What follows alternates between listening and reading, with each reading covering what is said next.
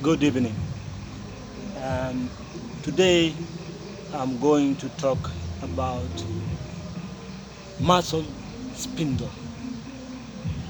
Um, in my previous lecture, uh,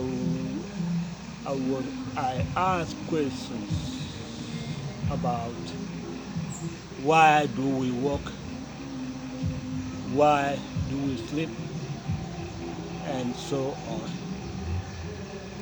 Walking is the function of the central nervous system.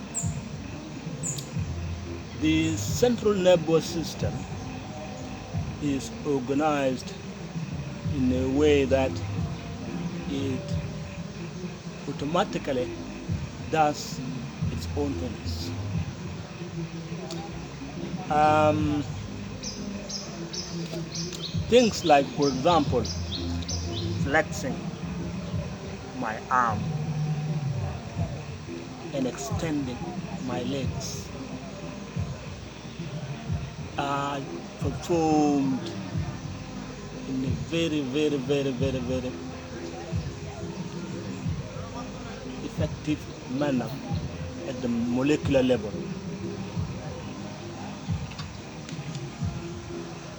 The reflex arc is something like this.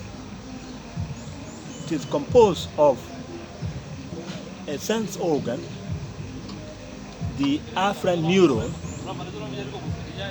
and the efferent neuron, and you have the effector cells. Simple.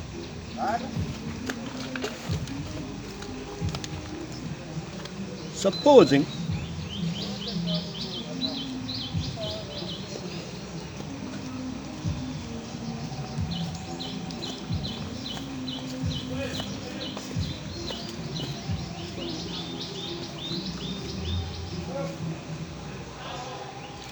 supposing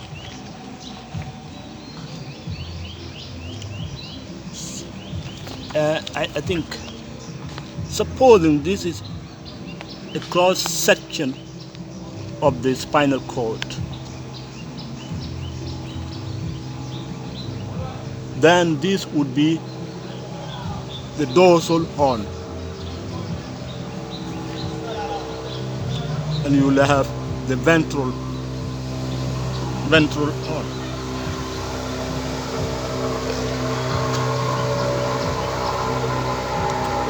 And you have the muscles here. Inside the muscle cells are muscle spindles. Muscle spindles are the sense organ in the muscles. They are the reasons why our muscles contract and relaxes. The muscle spindles are organized in a way that you have extrafusal fibers and you have intrafusal fibers. When you stretch, these are inside the muscles.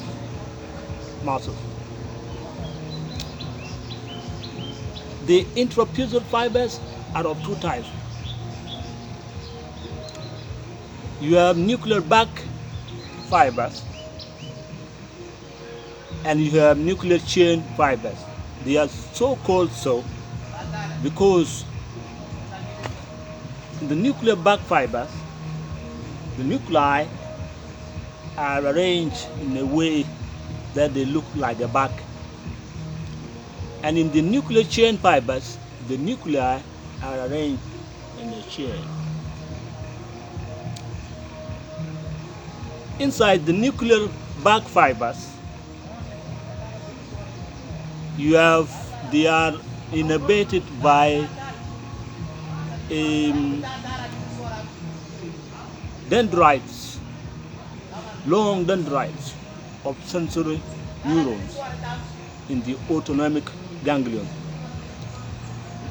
These dendrites are long and they end on nuclear bark fibers and nuclear chain fibers.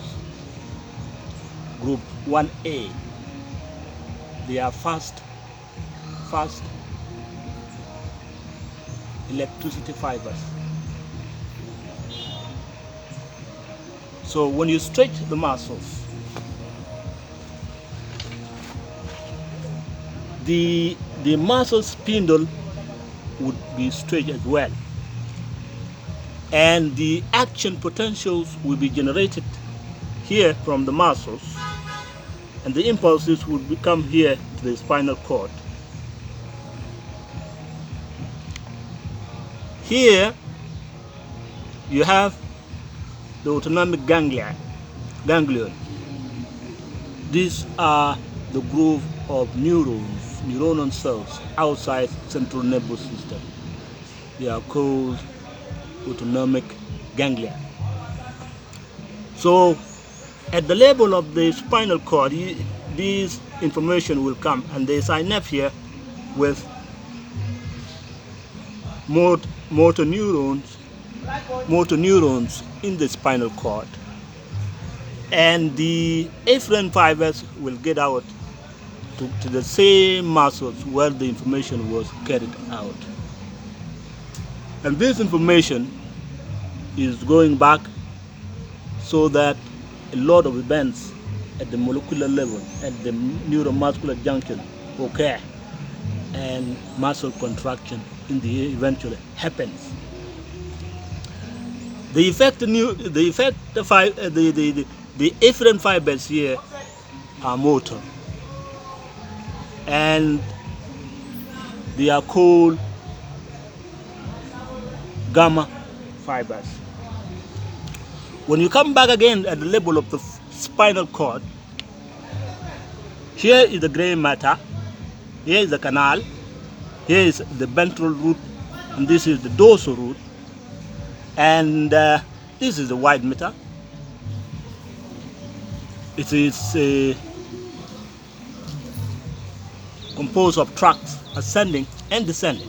The descending are down ventral, and the ascending are here dorsal, until they reach your brain. So this is how the reflex act is organized. You have a sense organ, in this case the muscle spindle, and you have the afferent neurons, and you have somewhere here interneurons, and you have the motor neurons at the level of the spinal cord. And from the motor neurons, the afferent fibers will arrive and go back to the same muscle. A lot of chemical reactions will occur there, and muscle contraction will occur. So this is a simple explanation why, if I tap your Achilles tendon, an ankle jerk will be elicited. If I tap your patellar tendon, a knee jerk will be elicited. So this is a simple organization of the function of the central nervous system. In our next lecture, I'm going to draw a better picture of the cross section of the spinal cord. Thank you.